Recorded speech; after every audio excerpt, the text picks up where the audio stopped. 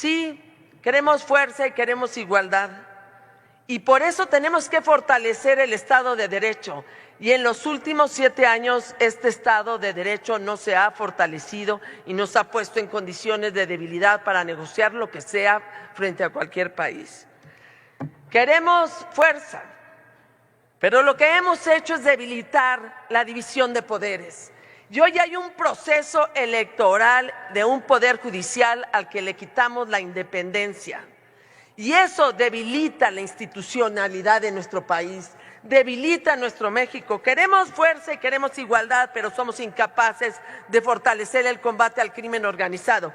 Queremos fuerza y queremos igualdad frente a Estados Unidos, pero pueden reírse después de ver una y otra ley que restringe libertades. La diputada Margarita Zavala viene a hablar aquí de soberanía. Ahora resulta que está muy preocupada por la soberanía nacional. Pero yo le pregunto, diputada, ¿por qué no habló de soberanía, por ejemplo, cuando Felipe Calderón intentó abrir Pemex a los privados? ¿O por qué no habló de soberanía cuando le entregaron CFE a Iberdrola? ¿Por qué no habló usted de soberanía, de control del territorio? Si resulta que Felipe Calderón se coludió con el crimen organizado.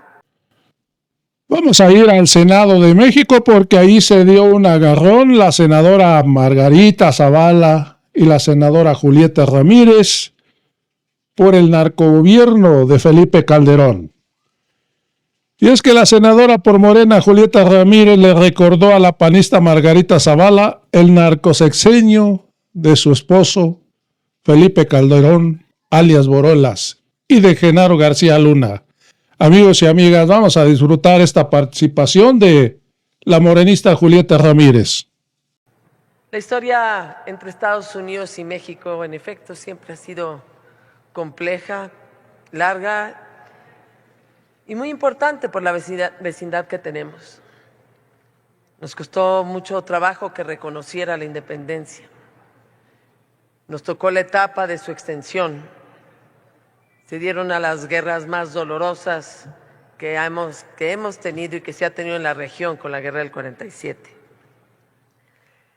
Después fue una relación de mayor colaboración y creo que pertenezco a esa generación que fue la primera en recibir realmente los beneficios de una buena relación a través del comercio y del Tratado de Libre Comercio, que nos colocó en mayor igualdad. Después de múltiples amenazas de certificaciones, de no tener relación con nosotros, poco a poco esta historia se fue construyendo.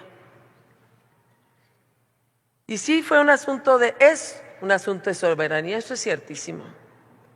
Y miren, es que lo importante no es lo que diga Trump, sino los silencios que aquí se tienen, las debilidades que se tienen.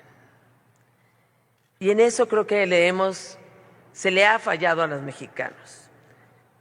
Se trata de soberanía, sí, y una y otra vez el grupo parlamentario del PAN y la oposición en general ha dicho estar en contra de cualquier intervención militar del exterior. Eso está muy sencillo, claro que estamos en contra. Pero la soberanía, decía, por cierto, un gran legislador, Manuel Herrera y Lazo, es la capacidad de un Estado para tomar decisiones políticas internas sin interferencia externa y sin estar sujeto a un poder superior. Eso es la soberanía.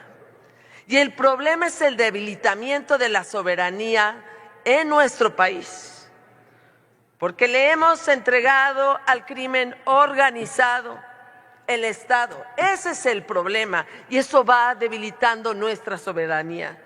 La soberanía implica independencia del Estado respecto de los otros, de autodeterminación, tanto en lo interno como en lo externo.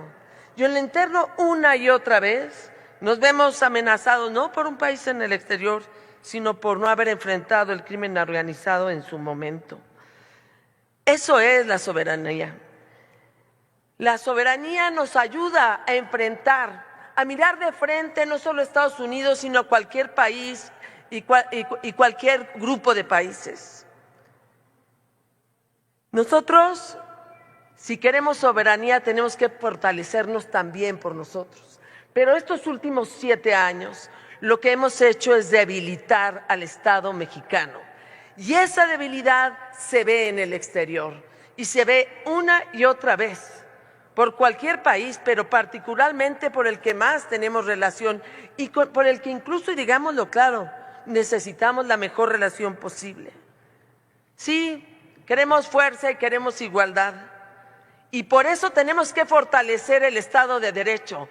Y en los últimos 7 años este Estado de Derecho no se ha fortalecido y nos ha puesto en condiciones de debilidad para negociar lo que sea frente a cualquier país. Queremos fuerza, pero lo que hemos hecho es debilitar la división de poderes. Y hoy hay un proceso electoral de un poder judicial al que le quitamos la independencia. Y eso debilita la institucionalidad de nuestro país, debilita nuestro México. Queremos fuerza y queremos igualdad, pero somos incapaces de fortalecer el combate al crimen organizado. Queremos fuerza y queremos igualdad frente a Estados Unidos, pero pueden reírse después de ver una y otra ley que restringe libertades. Claro que necesitamos soberanía, pero lo primero que tenemos que mostrarle al mundo entero es que sabemos cuidar las libertades y que tenemos un gobierno que las promueve y que las protege. No, en cambio, a través de iniciativas, una y otra vez, ya está, incluso a través de su propia actitud, restringe y debilita las libertades hasta llegar a momentos como ahora, en donde se va a discutir en un conversatorio la libertad de expresión. Y así como nos colocamos frente al mundo, lo que queremos frente a Estados Unidos y frente a cualquier país del mundo es fuerza, soberanía, pero lo que estamos entregando es debilidad institucional. Desde la oposición lucharemos por hacer soberano senadora. a nuestro México. Muchas gracias. La persona que me antecedió en el uso de la voz, la diputada Margarita Zavala, viene a hablar aquí de soberanía. Ahora resulta que está muy preocupada por la soberanía nacional. Pero yo le pregunto, diputada, ¿por qué no habló de soberanía, por ejemplo, cuando Felipe Calderón intentó abrir Pemex a los privados? ¿O por qué no habló de soberanía cuando le entregaron CFE a Iberdrola? ¿Por qué no habló usted de soberanía, de control del territorio? Si resulta que Felipe Calderón se coludió con el crimen organizado, ¿y por qué no va usted a hablarle de soberanía y de seguridad pública a Genaro García Luna, que está hoy en la cárcel? ¿Por qué no va usted a hablar de soberanía cuando permitieron la entrada ilegal de armas, legalizándolas, que terminaron en manos del crimen organizado al que ustedes favorecían en el gobierno de Felipe Calderón? ¿Por qué no habla entonces de eso usted? ¿Por qué no asume la responsabilidad, la colusión, la corrupción en la que se vieron involucrados usted y su marido con el crimen organizado y con el cártel de Sinaloa? Ahora resulta que vienen aquí a querer dar clases, olvidándose de la memoria histórica. Realmente me parece cínico, lamentable, triste, pero por fortuna el pueblo no olvida. Y si a ustedes se les olvidó, a conveniencia, habrá millones de mexicanos allá afuera que se los recuerden. Y como mi pecho no es bodega, también aprovecho para comentar que a diferencia, por ejemplo, de Ernesto Zedillo, la presidenta Claudia Sheinbaum no tiene una relación con Estados Unidos de subordinación, sino de coordinación. Y a diferencia de Ernesto Zedillo, la presidenta de la República, ante tumultos económicos, cuida a su pueblo, cuida la vivienda, cuida la economía, cuida los empleos, cosa muy distinta en pasadas administraciones. En realidad, la resurrección de Ernesto Zedillo a buscar sus nuevas vocerías, ahí tienen su relevo generacional con Ernesto Zedillo, y además evidencia que están moralmente derrotados. A ver, Ernesto Zedillo fue el presidente de malas matanzas, de la represión, de Aguas Blancas, de Acteal, del Charco. Ernesto Zedillo fue el que ahora dice que no le gustó la reforma judicial, pero fue el que cerró la corte un mes y de un plumazo quitó a todos los ministros, eso sí, los mandó con una jugosa pensión vitalicia a su casa para que nadie dijera nada y puso a los nuevos ministros a modo. Eso es lo que está terminando con la reforma judicial actual. Ernesto Zedillo, el que privatizó los ferrocarriles y que luego se fue a trabajar a la empresa que benefició, ese es su estandarte moral.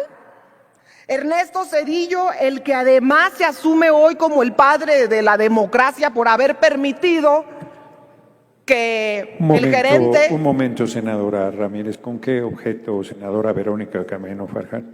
Permite, a través de su conducto, presidente, preguntarle a la oradora si me permite hacerle una pregunta. Es improcedente porque tiene que ser de un grupo parlamentario diferente. Qué lástima. Tenía Sí, muchas senadora, cosas que preguntarle. diputada Gracias. Lilia Aguilar, permítame. ¿Con qué objeto, diputada Lilia Aguilar? Igualmente, si me permite hacer una pregunta a la oradora, si la oradora... Senadora Julieta Ramírez, la diputada Lilia Aguilar quiere hacerle una pregunta. Si la acepta, tiene un minuto para hacer la pregunta, diputada Aguilar, y senadora Julieta Ramírez tiene 2 minutos para responder. No la interrumpiré, seguirá después corriendo su tiempo. Adelante, diputada Aguilar. Muchísimas gracias, senadora. Como bien usted ha dicho, el nuevo vocero de Julieta la Ramírez tiene 2 minutos para responder. No la interrumpiré, seguirá después corriendo su tiempo. Adelante, diputada Aguilar. Muchísimas gracias, senadora. Como bien usted ha dicho, el nuevo vocero de la derecha, el relevo generacional, que es una gran analogía, es hoy de la derecha, es hoy Ernesto Zedillo, que se vuelve un poco incongruente porque, bueno, pues no solamente es el presidente de las matanzas, de la crisis económica y del relevo y del manotazo de haber quitado a la corte de la noche a la mañana, hoy viene a dolerse de manera absurda, pero la relación que tuvo Ernesto Zedillo fue de completo entreguismo a el gobierno de los Estados Unidos, igual que el de Felipe Calderón, que como usted recordará, senadora, en el 2010 permitió la entrada de tropas norteamericanas o de elementos norteamericanos, para no ponerlo muy dramático, a nuestro país, y que no solamente encabezó el Rápido y Furioso, sino que hoy se ha demostrado en los Estados Unidos que tiene vínculos con el narco. ¿Qué opinión le merece la participación de la diputada Margarita Zavala y qué congruencia hay en la derecha para hablar de las relaciones entre México y Estados Unidos en las que solamente tuvieron subordinación? Muchas gracias. Gracias, diputada. Me parece una respuesta acostumbrada al prianismo, que es el cinismo. Y justamente como usted comenta, diputada, el mandato de Ernesto Zedillo fue también el caldo de fermentación y donde se cultivó, se consolidó el amaciato entre el PAN y el PRI. Ernesto Zedillo se asume según él, como el padre de la democracia por permitir la transición de los más de 70 años del priismo al panismo. Esa permisión que hizo Zedillo, pues solo es el respeto a la soberanía popular y al voto de la gente. Pero además en esa transición quedó evidenciada un contubernio y una subordinación, porque nada dice Ernesto Zedillo sobre lo que se le está acusando, que en realidad a partir del préstamo de millones de dólares que hace el Fondo Monetario Internacional, lo que cede en cambio son dos cosas. Número uno, ¿qué quería el Fondo Monetario a cambio de hacer un préstamo de más de 50,000 millones de dólares?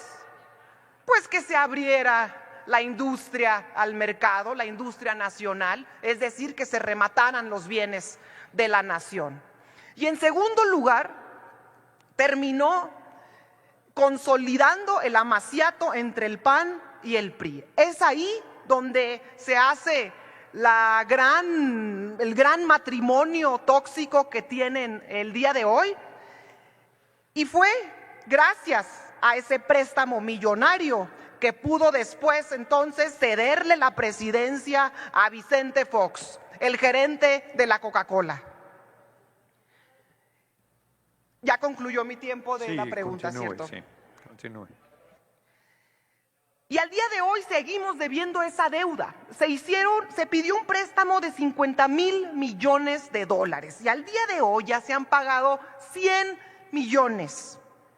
100,000 millones, es decir, el doble de lo que nos costó la deuda, y todavía queda por pagar otros 100,000 millones de puros intereses de la deuda. Y con esto Ernesto Zedillo nos endeudó a las siguientes 3 generaciones y supuestamente se podrá pagar hasta 2070. Sí, concluye, senadora Ramírez, por favor. De eso es lo que están orgullosos la derecha. Eso es lo único que les queda. Y finalmente lo que les queda es una derrota electoral, pero sobre todo una derrota moral. Es cuanto. Miren, lo que pasa es que están de veras como los chistes de Pepito, ¿no? Les dicen algo de que no hay democracia y contestan otras cosas. Y pasó eso con Zedillo. La verdad es que debieron haber contestado qué había pasado con el Poder Judicial y debilitar a un país en la división de poderes, en los pesos y contrapesos, es quitarle soberanía. Tendrían que hablar no de Zedillo, no de lo que pasó hace 25 años, sino de lo que son ustedes responsables ahorita y en este presente. Ese narco huachicol que traen en Pemex, eso es quitarle la soberanía a nuestro país. Y eso sí, ahí sí hay una alerta del Departamento de Estados Unidos en donde dice claramente que lo que empezó con una cosa de evasión fiscal dejó de ser eso y pasó a ser una red transnacional de huachicoleo. Lo saben muy bien, respondan sobre eso. Respondan por una elección en donde una y otra vez se demuestran que los candidatos no son los idóneos y que incluso desde aquí algunos de ustedes han impugnado y que va a debilitar al Poder Judicial. No me vengan a hablar de lo que hicieron otros hace 25 años. Son Zavala. Responsables de esta debilidad que nos pone en condiciones menos fuertes de lo que teníamos antes frente a Estados Unidos. Gracias.